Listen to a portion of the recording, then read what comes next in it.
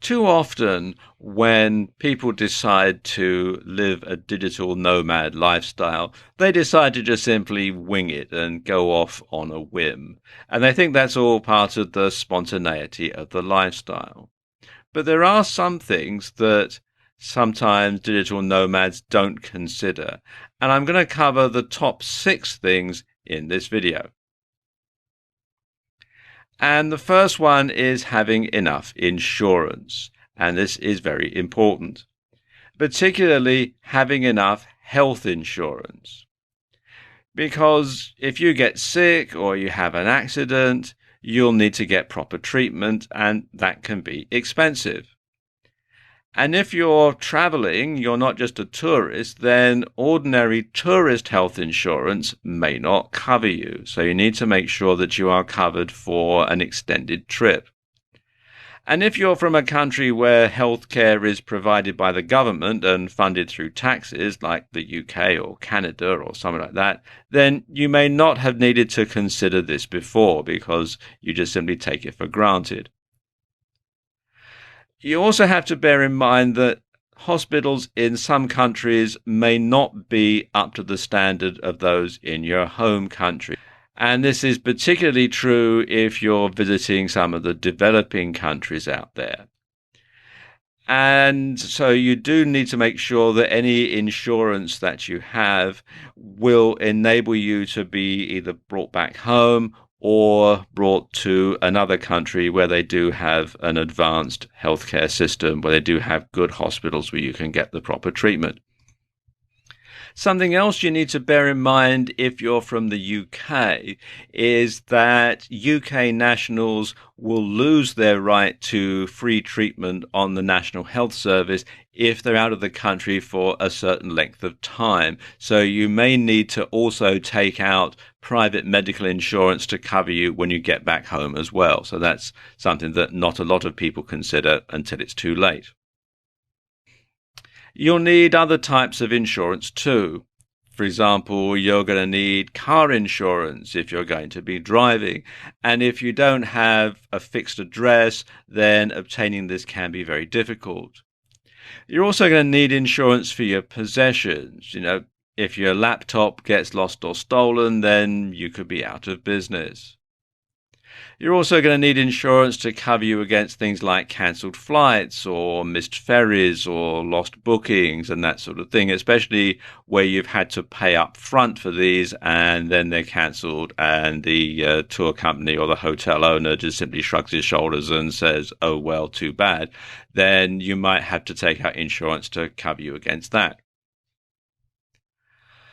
Banking can also be difficult when you're traveling, and this is something else that digital nomads often don't take into consideration. You can do all your banking over the internet for sure, but you need to tell your bank where you're going in advance, or they might assume something is fraudulent. If all of a sudden you're from America, but someone's using your card in France, then they might think that perhaps a hacker has stolen your details or something like that, and they'll freeze your account. And then you've got to go through all the steps to get it unfrozen. In the meantime, you haven't got any money. So you do need to take that into consideration. Also, if you're going to use PayPal have a habit of freezing or limiting accounts when they're accessed from a different country. So that can be problematic. And if you've ever tried to get in touch with PayPal, you know that they don't make it particularly easy. So you do have to take that into consideration as well. And you also need to bear in mind that PayPal doesn't operate in every country anyway. So you might not be able to pay for things with PayPal in some countries. Now, while the US dollar is the world's reserve currency, and it's usually easy to convert it into other currencies, some countries have foreign exchange controls or currency restrictions. And this could mean a limit on the amount of dollars that you can exchange for their currency, or a limit on their currency that you're allowed to change back into dollars when you leave. And in some countries, they won't even let you take the banknotes out of the country. So you can literally lose money because they won't let you take it with you. So you do have to take that into consideration and make sure that you're going to have enough money in a local currency for the duration of your stay. Now, in the Eurozone, the same currency, the euro, is accepted in more than one country. So if you're going from, say, Ireland to France to Italy, you can use the same currency in all of those different countries. Something else that you need to bear in mind are visas. And when I say visas, I don't mean the credit card type visa. Some countries have a visa waiver or an e-visa program with other countries so that you don't have to apply for a visa in advance. You just simply fill in some details on a website and pay an admin fee. Some countries will issue you a visa on arrival. And other countries don't require a visa at all, just your passport. And this depends, of course, on what arrangement the government of your country has with the country that you intend to visit. However, many countries require you to apply for a visa before you travel. And you may have to visit the country's embassy to apply in person and or attend an interview before a visa is granted. And you have to get there at your own expense.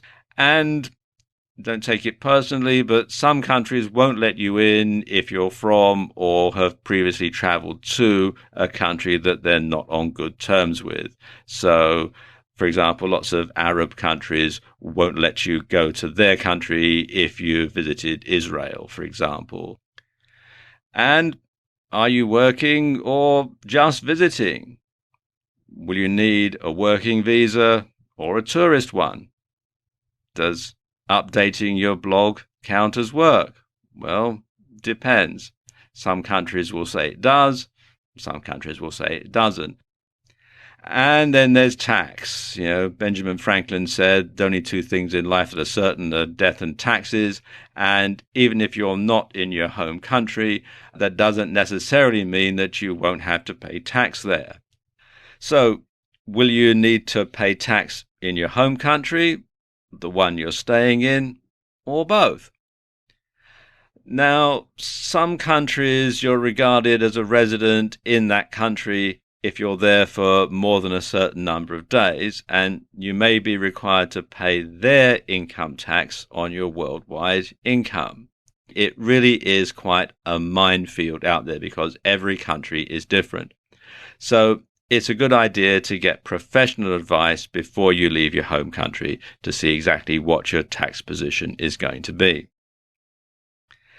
Then, of course, different countries have different systems.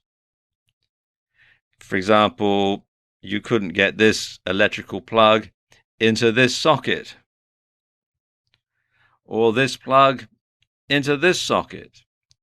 And of course, there are different voltages. In North America, it's generally 110 volts, but in Europe, it's generally 220 volts.